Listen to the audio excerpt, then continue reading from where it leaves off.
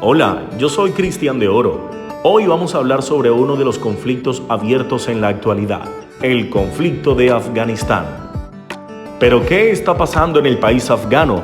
¿Por qué está a las puertas de caer en una de las mayores barbaries?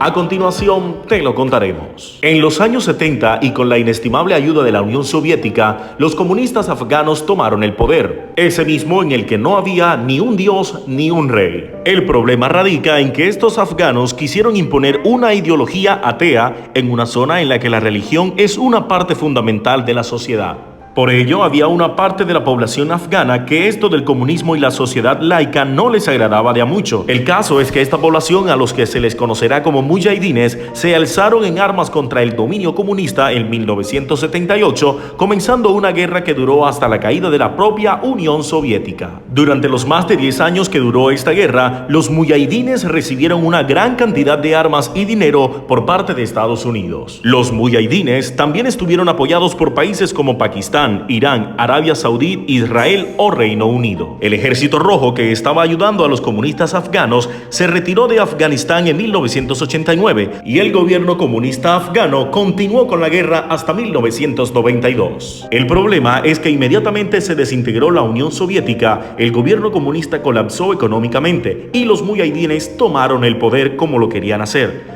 ¿Pero crees que fueron felices y comieron perdices? Pues lamentablemente no, ocurrió todo lo contrario.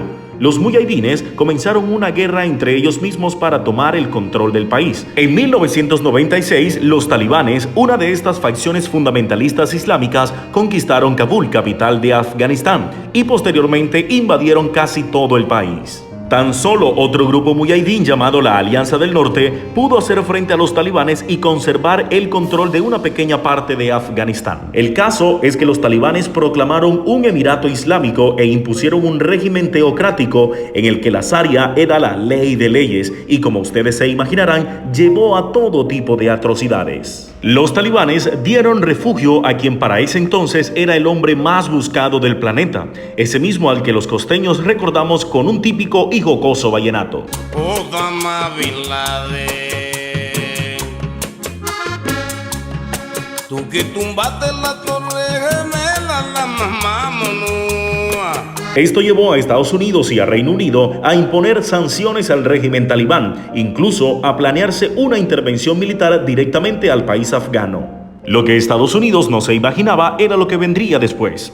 El 11 de septiembre de 2001 sufre el mayor atentado de su historia y automáticamente todas las miradas se centran en Afganistán, donde supuestamente se escondían los autores intelectuales de los ataques. Tras la negativa del régimen talibán a dejar de acoger a los responsables de los atentados, el 7 de octubre de 2001, Estados Unidos inició sus operaciones militares en Afganistán. Dichas operaciones tenían dos objetivos. Por un lado, eliminar a los responsables de los ataques del 11 de septiembre y por otro lado, derrocar al régimen talibán. La intervención estadounidense-británica fue un éxito relativo. Con la gran ayuda de la Alianza del Norte, el régimen talibán cayó a las pocas semanas. Sin embargo, no se encontró ni rastro alguno de los responsables del 11 de septiembre. Parece que hasta ahí habría acabado la guerra. Pero que no se nos olvide que estamos hablando de Afganistán, un país en el que no hay paz que valga.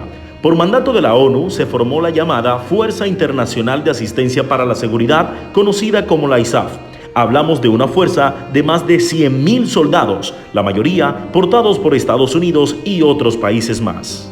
En 2004 se aprobó una nueva constitución y por primera vez se celebraron las primeras elecciones democráticas de Afganistán. La ONU consiguió escolarizar a 4 millones de niños y restableció el sistema de salud. Sin embargo, la policía y el ejército afgano aún estaban en pañales y apenas controlaban la capital del país. En el resto de regiones en las que no había fuerzas internacionales, el control lo tenían señores de la guerra, que actuaban como caciques locales y quienes se hicieron de oro cultivando opio y traficándolo. Mientras tanto, los talibanes se estaban reorganizando en muchas zonas del país. Su objetivo era nuevamente tener el control de este. Pero en 2006, la OTAN tomó el mando de las operaciones internacionales en Afganistán y sencillamente mientras la OTAN estuviese allí, la insurgencia talibana solo iba a poder hacer ataques puntuales. No obstante, las operaciones de los talibanes fueron aumentando paulatinamente. Esto con el fin de seguir infundiendo el miedo y lograr tener el control del territorio. 2009 y 2010 fueron años terribles para la OTAN. La OTAN envió más soldados y material de guerra, pero las tropas internacionales no se iban a quedar ahí toda la vida.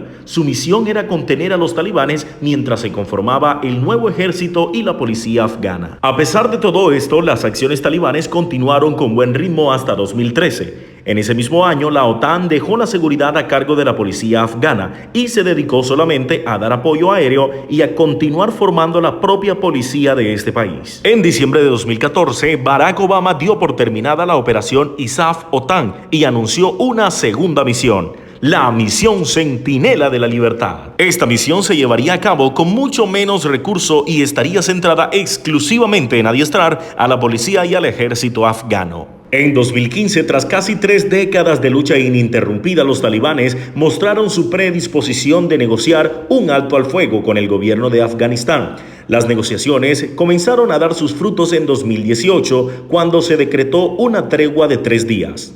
Era algo simbólico e importante, ya que era el primer cese al fuego que se hacía desde 2001. En febrero de 2020 se llegó a un acuerdo para reducir las hostilidades y se pactó la salida de las tropas internacionales. Afganistán ha seguido siendo territorio de la inestabilidad. A pesar de varios tira que jala entre los talibanes y la OTAN, Estados Unidos anunció que sus tropas se mantendrían en su país entre mayo de 2020 y septiembre de 2021. Y así lo han cumplido. La OTAN, cansada de poner dinero a fondo perdido y sufrir la pérdida de más de 3.500 de sus soldados, ha ido poco a poco abandonando el país. En mayo de 2021, los talibanes iniciaron una ofensiva que empezó desde el campo a las principales ciudades del país, a través de la intimidación y asesinando a importantes personajes de la sociedad civil. Los talibanes se fueron abriendo paso. A finales de julio se dice que los talibanes ya controlaban la mitad de los distritos rurales